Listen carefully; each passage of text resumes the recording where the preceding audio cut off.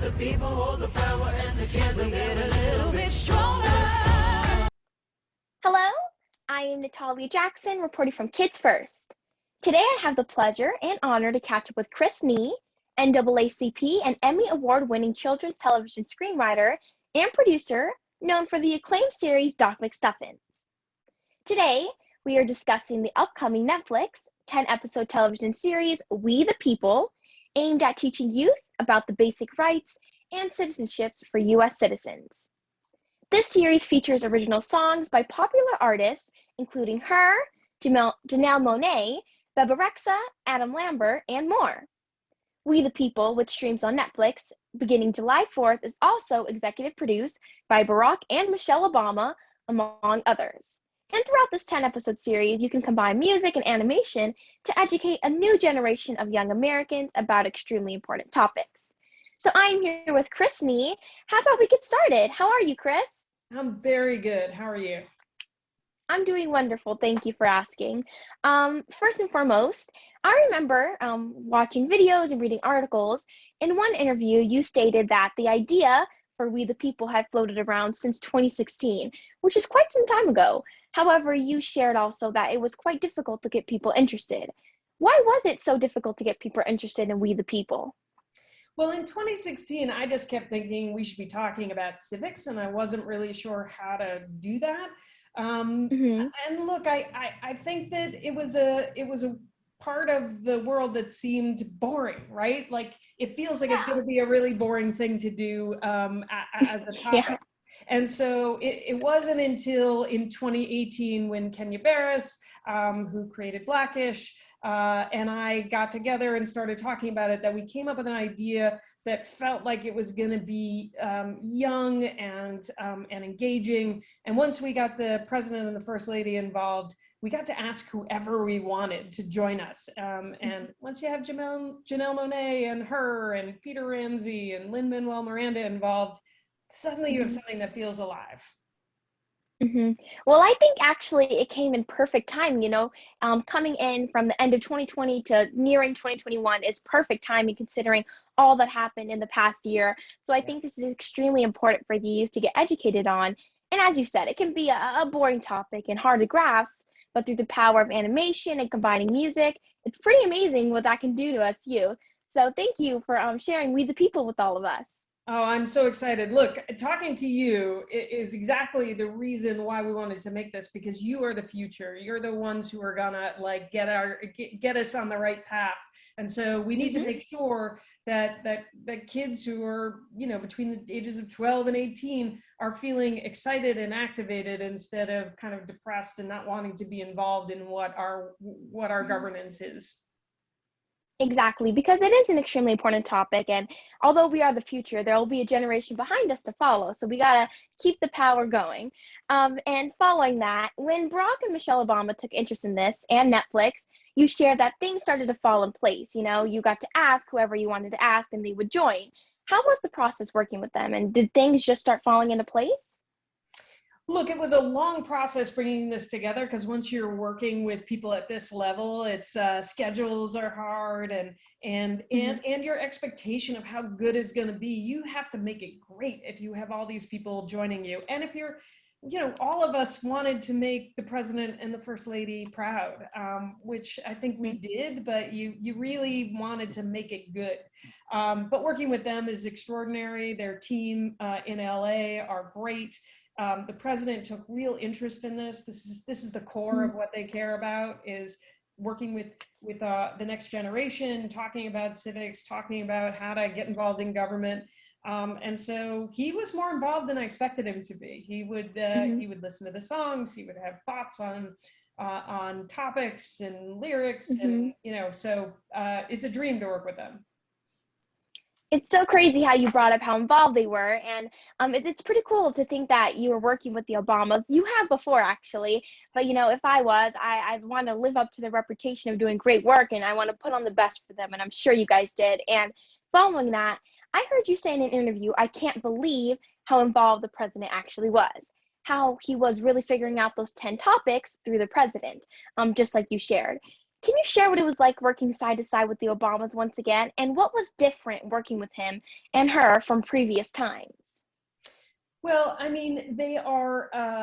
I always say about Mrs. Obama, she feels both regal and down to earth at the exact same time.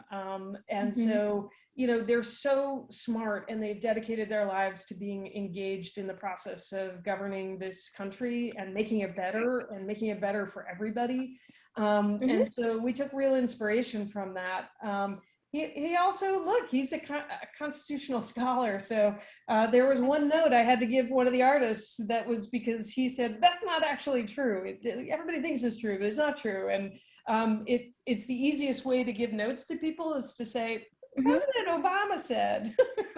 Yeah. And I wanted to use that on my other shows, be like, well, you have to change this because, and they would be like, President Obama doesn't work on this project. You can't use that.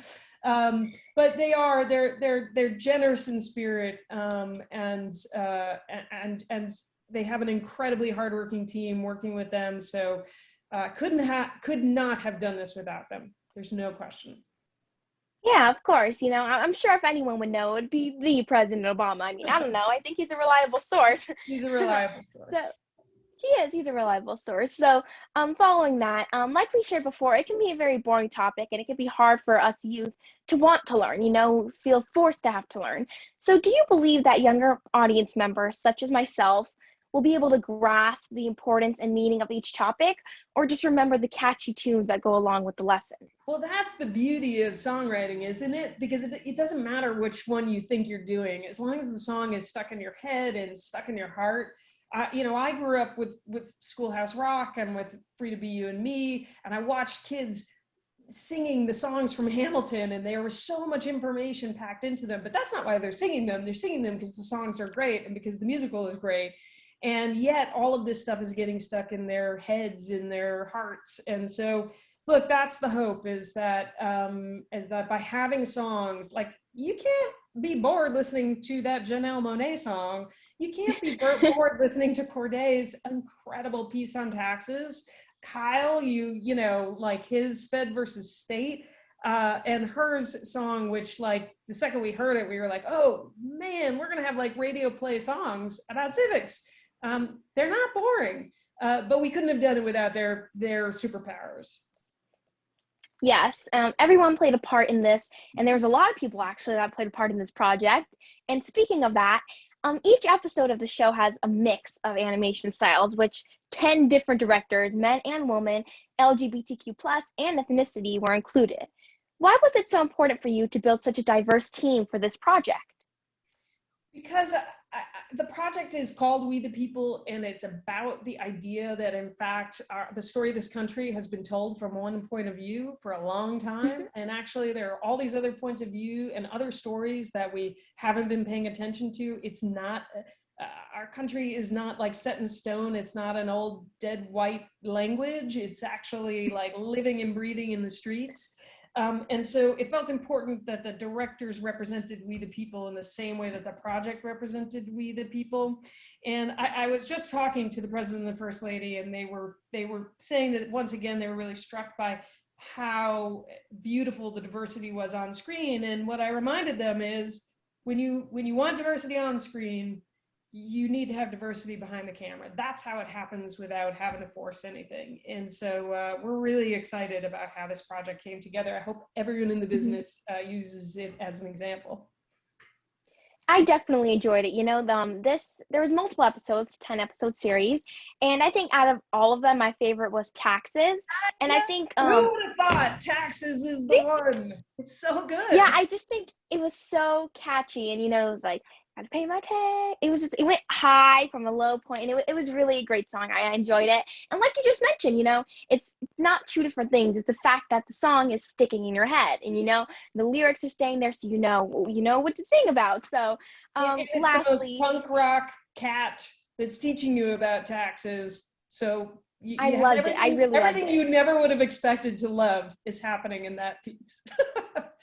It was actually my favorite though. I enjoyed I it love the that. most. It was one of my favorites. So to end it off, lastly, what do you hope audiences will take away from watching We the People? I hope that everyone remembers that you have a choice in how this country turns out. You have the ability to be a part of writing the next chapter of the United States of America. But to do that, you have to get involved. You have to be an active citizen. We are handing you a lot of problems. But when I talk to people like you in your age range, with your presence and intelligence and commitment, I can feel hope.